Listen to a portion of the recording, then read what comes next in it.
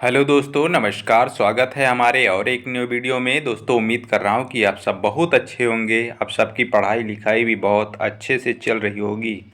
मित्रों, आज हम फिर इतिहास विषय से संबंधित जो आधुनिक भारत से हम प्रश्न आप सबको करा रहे हैं। आधुनिक भारत से बहुत अच्छे अच्छे प्रश्न हैं मित्रों, आप सबके बीच में रोज लाता रहता हूँ। और ये क्वेश्चन निश्चित ही किसी न किसी एग्ज़ाम में पूछे जा चुके हैं और पूछे जाएंगे भी, क्योंकि ये बहुत ही अच्छे अच्छे कुछ प्रश्न हैं मित्रों। आप सबको इसको हल करके बहुत ही मज़ा आने वाला है।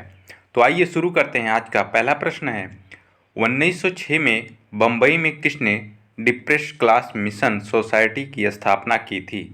तो आपको बताना है कि डिप्रेस क्लास मिशन सोसाइटी की स्थापना 1906 में किसने की थी? Doctor B.R. अम्बेडकर ने, ज्योतिबा फूले ने, गोपाल कृष्ण गोखले ने, B.R. शिंदे ने। तो इसमें जो डिप्रेस क्लास मिशन सोसाइटी की स्थापना की थी मित्रों 1906 में, वो भी कहाँ? मुंबई में। तो B.R. शिंदे ये थे। ठीक है, ये कहाँ डिप्रेस क्लास मिशन सोसाइटी स्थापना हुई? तो कहाँ हुई थी? मुंबई में। और कब हुआ था? 1906 में। इन तीन बातों को आप लोग जरूर से याद रखेंगे। ठीक है, किसने किया, कब किया और कहाँ किया मित्रों। ठीक है, इसको जरूर याद रखेंगे। अगला क्वेश्चन है आपके स्क्रीन पर। अगला क्वेश्चन है, ये मिलान करने वाला है मित्रों, सुमेलित करने वाला है। तो आइए हम लोग सुमेलित करते हैं। दयानंद सरस्वती, खान अब्दुल गफ्फार खान, राजा राम मोहन राय, देवेंद्रनाथ टैगोर। तो आपको यही सुमेलित करना है कि कौन से समाज से कौन जुड़ा था। तो दयानंद सरस्वती जो स्थापना किए थे मित्रों, वो स्थापना किए थे आर्य समाज की। तो ऑप्शन 3 हो जाएगा।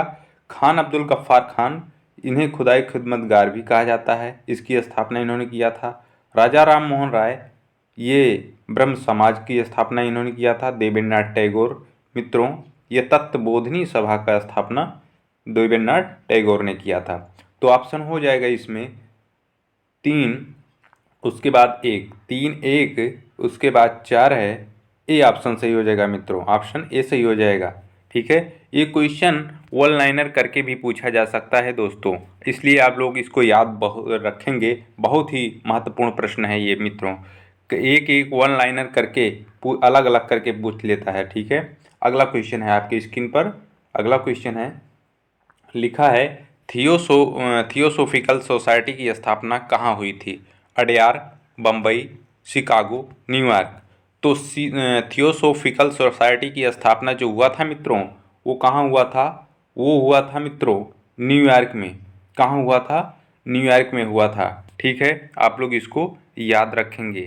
ठीक, अगला क्वेश्चन है, अडयार नहीं मारेंगे दोस्तों, क्योंकि अडयार में स्थापना जो हुआ था वो पहले न्यूयॉर्क में हुआ था, तब अडयार में। अगर न्यूयॉर्क नहीं होता तो हम अडयार मारते। ठीक है, लेकिन यहाँ न्यूयॉर्क है, न्यूयॉर्क ही पहले मारेंगे। ठीक, आप लोग इसको जरूर याद रखेंगे। निम्नलिखित में से किसमें थियोसोफिकल सोसाइटी के मुख्यालय की स्थापना की थी? अडयार में, कलकत्ता में, लखनऊ, पूना में। अब यहाँ दोस्तों देख लीजिए, अडयार है, कलकत्ता वो नहीं है, न्यूयॉर्क न्यूयॉर्क नहीं है मित्रों, यहाँ अडयार दिया है, तो इसलिए हम लोग अडयार ही मारेंगे। ठीक है, अगर भारत में संदर्भ में पूछा जाए कि भारत में थियोसोफिकल सोसाइटी की का मुख्यालय कहाँ है, तो अडयार में। अडयार कहाँ है? मद्रास में दोस्तों। तो आप लोग जरूर याद रखेंगे इसको, इसकी मुख्यालय कहाँ था? भारत में अडयार में। ठीक, अगला क्वेश्चन देखते हैं मित्रों। अगला प्रश्न है आपकी स्क्रीन पर, भारत में थियोसोफिकल सोसाइटी को सफलता तथा लोकप्रियता मुख्य रूप से किसके कारण प्राप्त हुई? मैडम HP वलात्स्की द्वारा, colonel HS Olcott, sir William Cook, श्रीमती एनी बेसेंट। तो ये जो भारत में लोकप्रियता मिली थी इसको थियोसोफिकल सोसाइटी को मित्रों, तो वो सबसे ज़्यादा सफलता किसने दिया था? अगर इसका श्रेय जाता है और लोकप्रियता किसने दिया था, तो श्रीमती एनी बेसेंट। आप लोग इनको जानते होंगे कि श्रीमती एनी बेसेंट ही थियोसोफिकल सोसाइटी की बाद में सर्वेसर्वा बनती हैं। ठीक है, अगला प्रश्न है आपके स्क्रीन पर, याद इसको आप लोग याद रखेंगे। जितने भी क्वेश्चन थियोसोफिकल सोसाइटी से हो सकते हैं उसको लगभग लगभग हमने कवर किया है मित्रों। अगला क्वेश्चन है, थियोसोफिकल सोसाइटी के किस साहसिक कार्य को जनसाधारण की स्वीकृति एवं भरपूर समर्थन प्राप्त हुआ।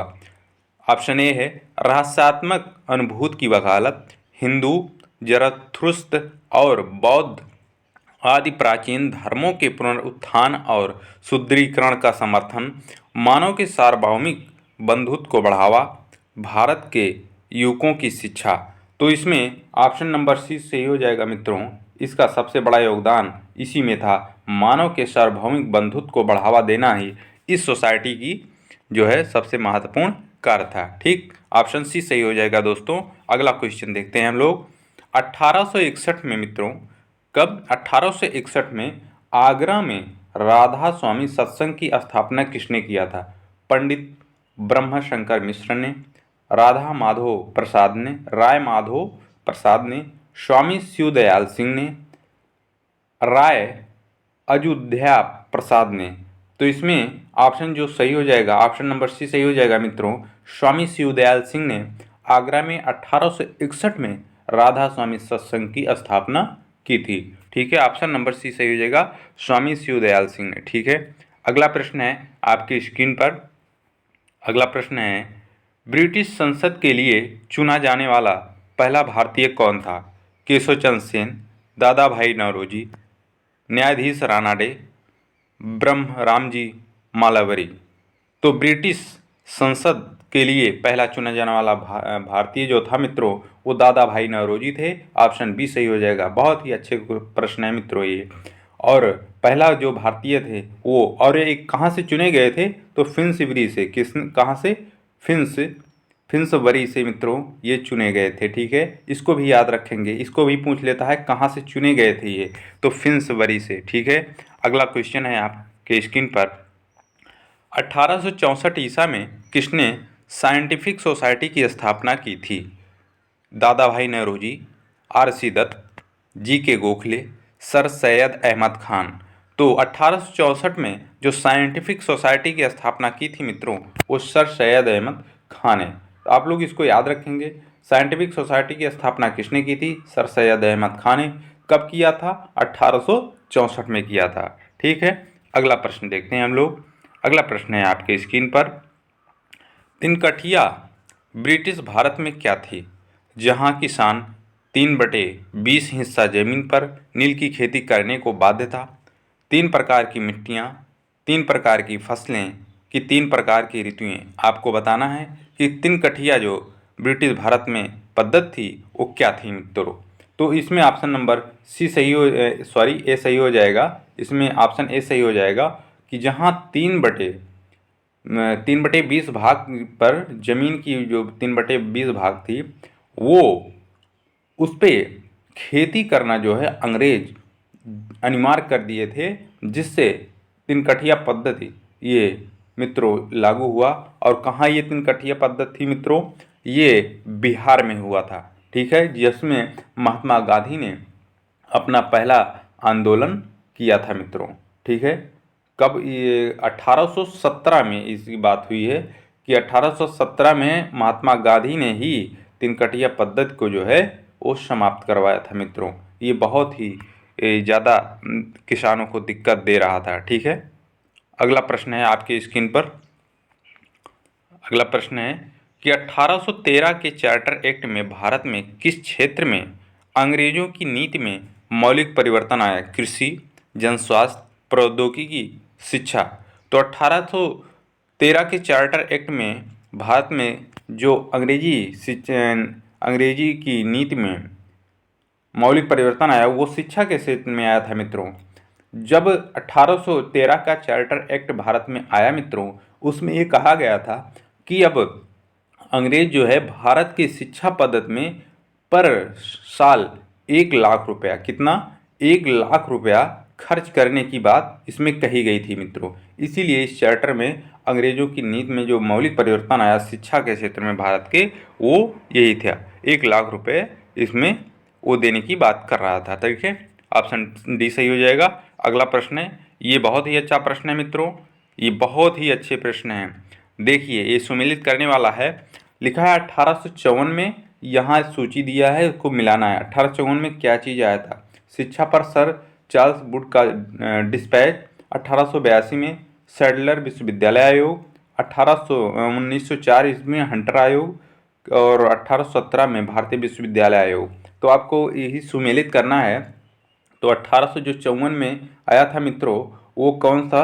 तो 1854 में जो आया था दोस्तों, वो शिक्षा पर सर चार्ल्स वुड-डिस्पैच। तो ऑप्शन ए का ए हो जाएगा दोस्तों। क्या हो जाएगा? ए का ए हो जाएगा। और 1882 में जो आया था मित्रों, वो कब आया था? ये हंटर आयोग आया था, हंटर शिक्षा आयोग गठित हुआ था। इस शिक्षा की ही बात हो रही है इस पे, ठीक है। और 1904 में जो बना था वो भारतीय विश्वविद्यालय अधिनियम बना था मित्रों। क्या बना था? 1904 में भारतीय विश्वविद्यालय अधिनियम बना था। तो इसमें एक हो जाएगा।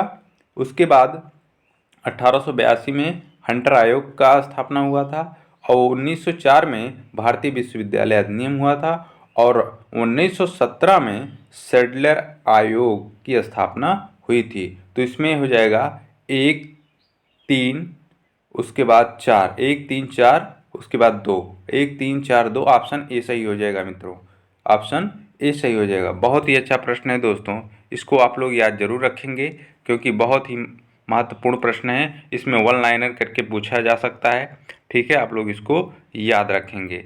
अगला प्रश्न है आपके स्क्रीन पर।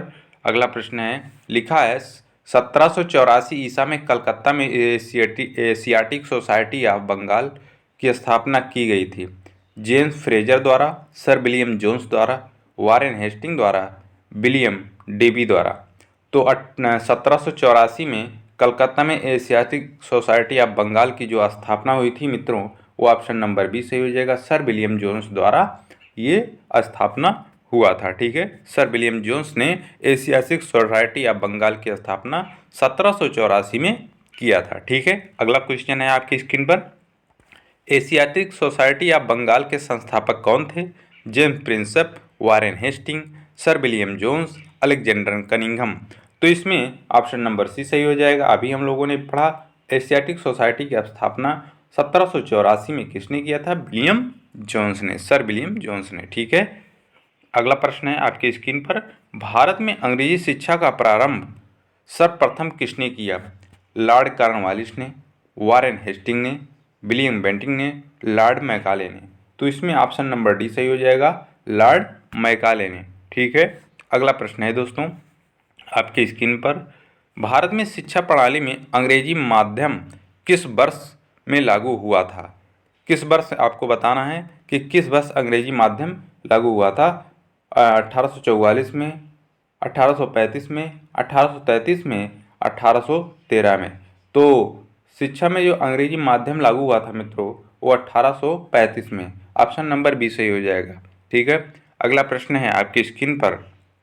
अगला प्रश्न है, लिखा है, निम्न में से किसके द्वारा भारत के प्रत्येक संघीय क्षेत्र में एक शिक्षा विभाग स्थापित करने की संस्तुति की गई थी?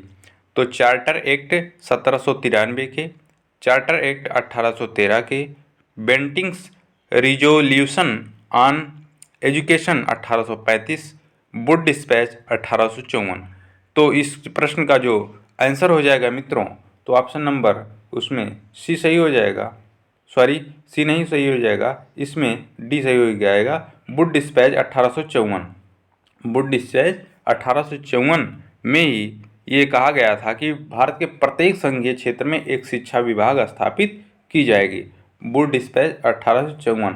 और यही जो है 1854 में जब वुड डिस्पैच आया मित्रों, तब भारत में एक शिक्षा की नई किरण जगी थी कि सभी को शिक्षा लगभग मिलने लगी थी, ठीक है। अगला क्वेश्चन है आपकी स्क्रीन पर, लिखा है 1882 में इंडियन एजुकेशन कमीशन की अध्यक्षता किसने की थी?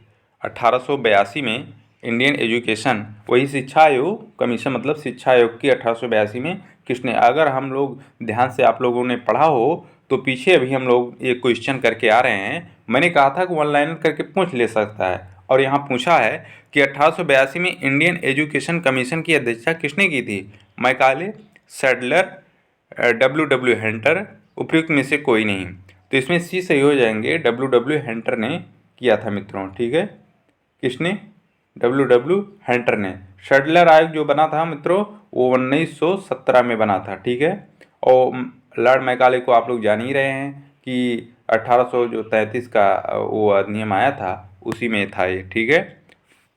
अगला प्रश्न है आपकी स्क्रीन पर, हंटर कमीशन में विकास पर विशेष बल दिया गया, प्राथमिक शिक्षा पर, उच्च शिक्षा के, माध्यमिक शिक्षा के, तकनीकी शिक्षा के। तो हंटर कमीशन जो 1882 में था मित्रों, हंटर कमीशन कब था? 1882 में। इसने जो है प्राथमिक शिक्षा पर सबसे ज़्यादा बल दिया था। किसमें? प्राथमिक शिक्षा पर सबसे ज़्यादा बल दिया था मित्रों। हंटर आयोग किस पे बल दिया था? तो प्राथमिक शिक्षा पर। ऑप्शन ए सही हो जाएगा, ठीक है। आप लोग इसको याद रखेंगे, ठीक। अगला प्रश्न है आपकी स्क्रीन पर, बम्बई में प्रथम महिला विश्वविद्यालय की स्थापना किसके गंभीर प्रयासों से हुई? दयाराम गिड्डूमन, डी के कर्बे, रमाबाई रानाडे, नारायण चंदवाकर। तो इसमें ऑप्शन नंबर बी सही हो जाएगा। जो मुंबई में प्रथम महिला विश्वविद्यालय की स्थापना की थी वो डी के कर्बे ही थे, इन्होंने ही स्थापना किया था। बहुत ही अच्छा प्रश्न है मित्रों। भारत के किस वर्ग ने पश्चिमी संस्कृति को प्रारंभ में अपनाया? पश्चिमी संस्कृति को किसने सर्वप्रथम भारत में अपनाया था? सामंत वर्ग ने, शिक्षित मुस्लिम मध्यम वर्ग ने, शिक्षित हिंदू मध्यम वर्ग ने, शिल्पी ने। तो ऑप्शन बी सही हो जाएगा, शिक्षित मुस्लिम वर्ग ने। ऑप्शन बी सही हो जाएगा मित्रों, शिक्षित मुस्लिम मध्यम वर्ग ने सबसे पहले पश्चिमी संस्कृति को अपनाया था, ठीक है। अगला प्रश्न है, बस मित्रों आज के लिए इतना ही, आज इतना ही प्रश्न था। फिर मिलेंगे किसी और नए वीडियो में, और उम्मीद कर रहा हूँ कि आप सबको बहुत अच्छा लगा होगा ये वीडियो। आप लोग बार बार इसे प्रैक्टिस करेंगे और अभ्यास करेंगे तो ज़रूर से ज़रूर आपको लाभ होगा। तो मिलते हैं किसी और नए टॉपिक के साथ किसी और नए दिन, तब तक सभी को नमस्कार, जय हिंद।